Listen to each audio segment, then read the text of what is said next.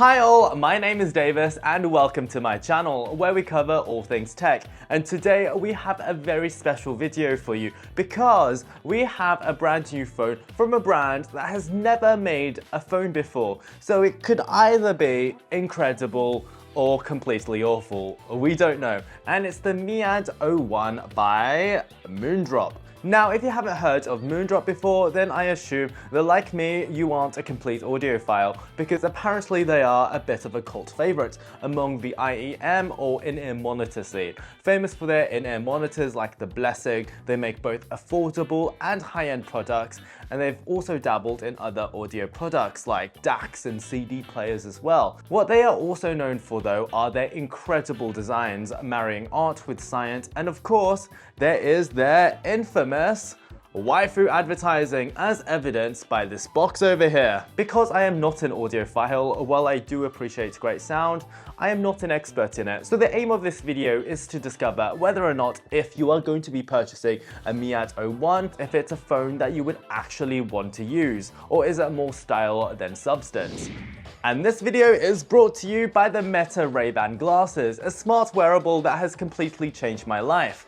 If you are looking for a smart piece of tech that doesn't look like a smart piece of tech, then these are perfect for you, because not only are these fantastic sunglasses, but they also have an amazing camera. It's sort of like having a GoPro with you everywhere you go, so it can capture memories like your exotic car spotting skills or your front row seats at a concert without having to take your phone out. And these are also fantastic headphones, so if you work an office job and want to listen to music or podcasts without people knowing, then these work fantastically, and that's from first-hand experience as well. I have raved about these so much that Meta actually noticed, and now they are sponsoring my channel. So if you would like to check them out, I have an affiliate link in the description and in the comments, and if you buy one, that would really help me out as well.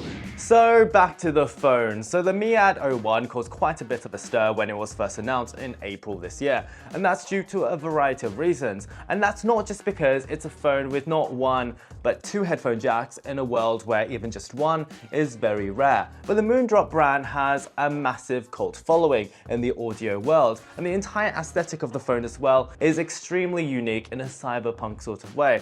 And also on top of that, Jaws did drop at the price. $399 is incredible for a high-res audio player like this one.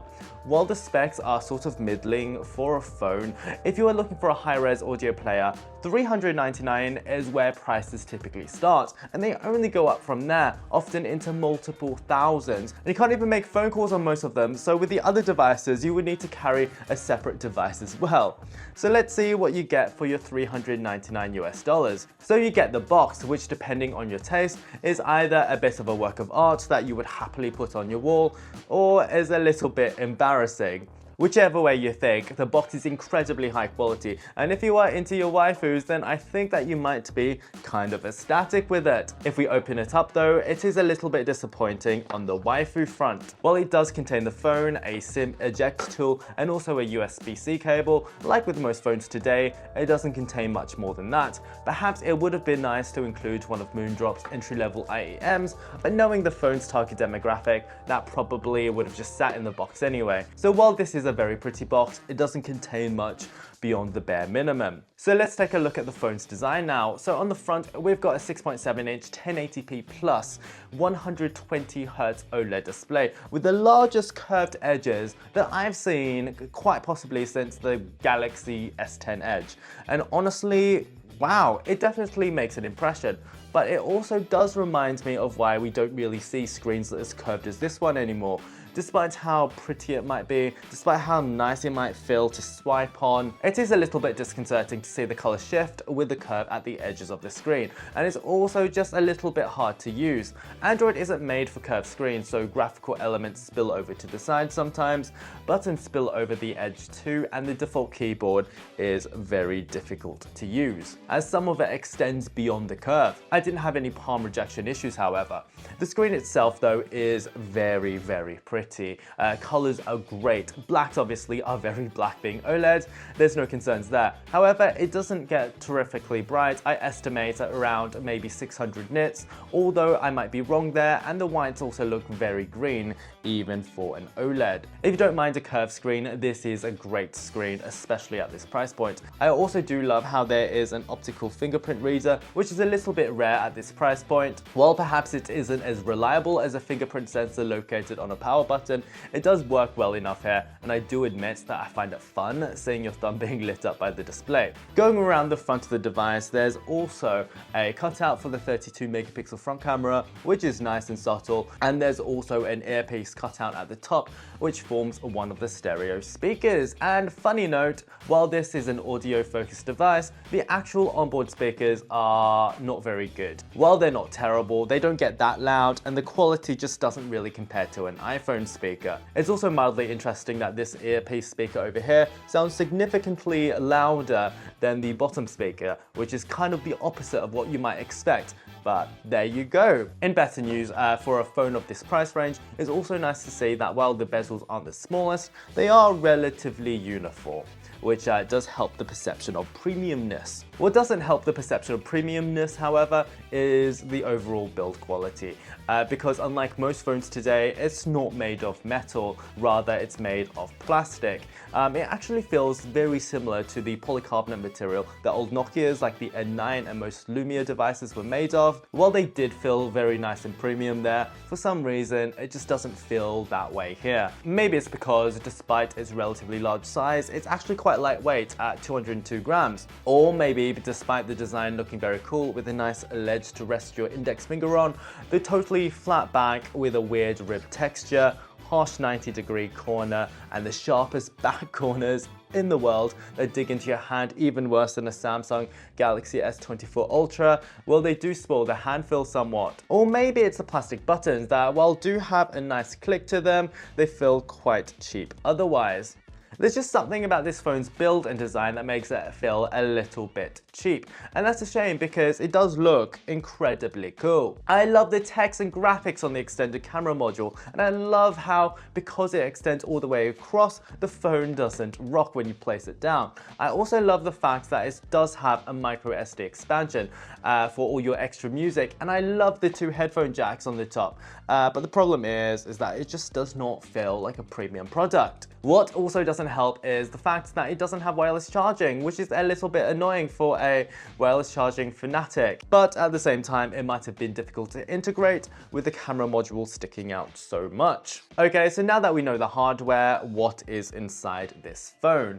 Well, the specs do very much reflect that sort of mid-range price. It's got a MediaTek Dimensity 1050 paired with 12 gigabytes of RAM, 256 gigabytes of storage, and there's also a 5000 milliamp battery in there too. So the processor, I have to say, after using a bunch of MediaTek Helio G99 devices recently, it feels kind of fantastic. It's very fast, it rarely lags in most situations, and it's pretty great that it's got 5G as well. Having 5G in 2024 does sound a bit of a given, but from using other Chinese phones recently, it's unfortunately not necessarily so. If we take a look at the Geekbench 6 scores of 1082 for single core and 2246 for multi-core, while it isn't exactly lightning fast or even approaching flagship specs, it's more than fast enough for what it is, and 12 gigabytes of RAM has been very plentiful as well. The only spec here that might seem a little bit limiting, especially if you are going to be downloading a lot of lossless music, is the internal storage. Well, of course, you could use a micro SD card for expansion. The option of 512 with even 1 terabyte of storage might have been nice for this particular device, because internal storage is always faster and better than expandable. And battery life also has been fairly decent. You can easily get a day's worth of use from this phone, but at the same time, it isn't amazing. What is the failing of most Chinese phones, however, is the software, and that's probably where this phone is weakest too. So this phone is running on Android 13. Android 14 has been out for almost a year, and 15 is right around the corner. For a brand new phone, there is no excuse to still be running on 13, and there's no word on any software updates as well. The launcher, on the other hand, is quite interesting, let's say. While the wallpapers are literally perfect and fit the Moondrop aesthetic perfectly, the launcher itself is a little bit underbaked. While some people have said that it's the ugliest thing that they've ever seen, I actually believe that it looks rather cool and does give you that Moondrop feeling. But the problem is that it simply doesn't go far enough. My problem is, as soon as you do something outside of the basic launcher, the aesthetic completely falls apart as normal Android 13 rears its ugly head. I don't mean to say it's ugly, it's just it doesn't fit the aesthetic. It's kind of like when I had Windows Phone Launcher on my Android phone, and while it looked great and worked fantastically, as soon as I did anything like bring down the notification shade or open any app really, it just looks like Android and the two aesthetics completely crash, and that's the problem here. Nothing with their Phone 1 and their Phone 2 does do this better with their phones, but I'm guessing they had far more resources than Moondrop in order to create a proper UI. I mean, look at this. None of my app icons look good or fit the theme at all, and my widgets like this Apple Music one over here just looks completely wrong, and unfortunately there just are not any alternatives. Luckily enough though, the rest of the Android experience is virtually stock and you can install any launcher you want. But in my mind, that is losing some of the Moondropness of this phone, and the Moondropness is basically what this phone is all about. It's kind of like buying a Porsche design phone and then putting a third-party Ferrari launcher on it. It just removes one of the charms of the phone, and there are more quirks to the software as well. For instance, if you do want to use Google Play services, which everyone outside of China probably does, you need to enable this in the settings. And it doesn't really tell you this anywhere though, and I was very confused for at least half a day while I was trying to sort it out. But after you enable it, it works just like any other Western phone. And for those who are suspicious of Chinese phones, and I know that you guys are out there, Moondrop specifically claim that there is no data mining and advertising happening at all, which definitely is quite good. There are more quirks, however, and this is somehow the worst software keyboard I have ever used. I have just tried and tried, but there's just something about the weird spacing of it, plus the curved screen. I just can't type on this thing at all, no matter how hard I try. Of course you can install a third-party keyboard, but again, that takes away from the Moondropness of the phone. But I'm afraid that it just has to be done, because trying to use this is nearby impossible. Some people online have also said that some Western apps like Netflix and Google Maps don't work, but maybe they just had an earlier version of the software, because they both work for me. And another quirk is the always on display. It doesn't work. For some reason, it just doesn't appear 95% of the time. And for a while, there was even a glitch that would turn the screen, sort of like unlock the screen every 5 seconds you had it enabled, but luckily that has been fixed. Another glitch that has been fixed with the latest firmware update is the one where the shutter lag for the camera was so bad that it would literally take 5 seconds to take an image. I mean, these are the gym selfies that I tried taking the other day. Those are a lot of nice photos of the ground, aren't they? But luckily that is all fixed now. And now that's a nice segue to the cameras, because hilariously on Moondrop's own website, they said that they're not good, but they work. And honestly, I feel like that they're being a little bit harsh, because for a $399 phone, they aren't bad at all. The selfie camera, which is the same 32 megapixel unit that you find on most budget phones, it's fine, but not amazing. The photos it takes in good light are good, but the video is very poor.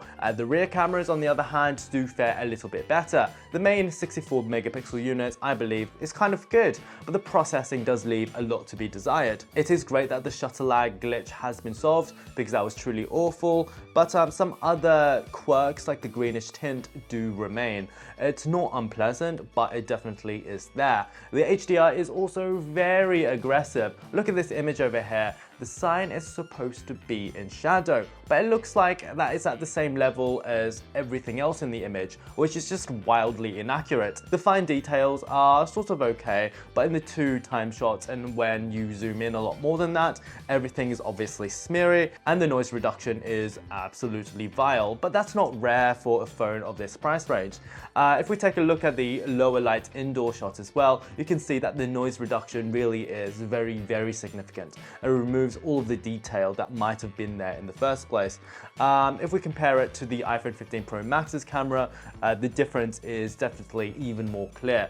The wide camera, which is an 8 megapixel unit, doesn't have any of the color cast issues as the main camera, and it genuinely looks okay until you get too close again, where the same noise reduction algorithms remain. It's not an awful camera system. The video on the main camera as well isn't too bad. It does shoot in 4K 30 and the dynamic range and colors are okay. But while the stabilization is fine, it doesn't hold a candle to the flagships of today, but neither would I expect it to be.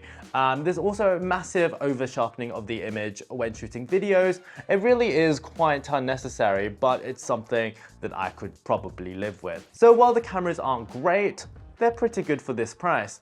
And now we come to the main feature of this phone finally, the sound. So we know that the sound quality coming from the loudspeakers aren't great, but that's clearly not where the money has gone, because Moondrop calls this the anytime, anywhere hi-fi audio device. They probably didn't want people to be blasting music from the back of a bus with this thing.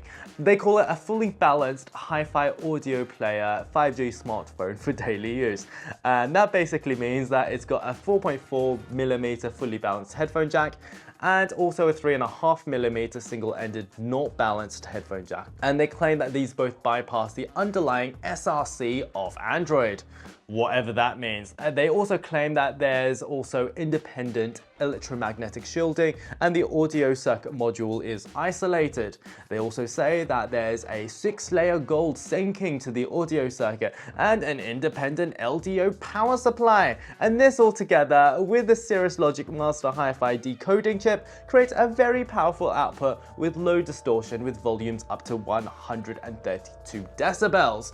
And while I admit that I do not know what most of that means, and while I also admit that I've only been listening to lossless Apple Music tracks through the 3.5mm jack, this thing to a non-audiophile like me sounds absolutely incredible. I feel that when I'm listening to lossless music on the Moondrop, that I can hear details that I've never heard in songs that I've listened to a million times prior. There's a warmth to the output that is totally new to me, and it's by far the best portable music experience I've ever had. I have to be honest, I felt somewhat tempted to buy a dedicated audio device in the past, but the idea of having to repurchase all my music again in FLAC has really dampened that idea. So being able to listen to basically my entire streaming library here in full lossless quality truly is quite remarkable.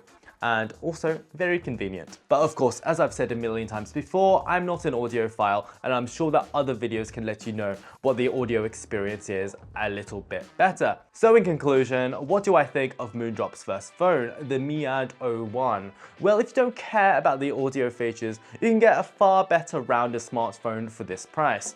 While it isn't awful, it's got enough compromises from the unergonomic design, dated OS, bugs, and lack of wireless charging for me to recommend other devices. However, if you are interested in experiencing lossless music on your phone properly, or if you just want a dedicated audio player to carry alongside your main phone, then this is simply an amazing device at an amazing price, and I would highly recommend it for that. So if you enjoyed my video, you can check out more details of the MIAD01 through the link in the description, and you can also support me by checking out the Meta Ray-Ban glasses there too.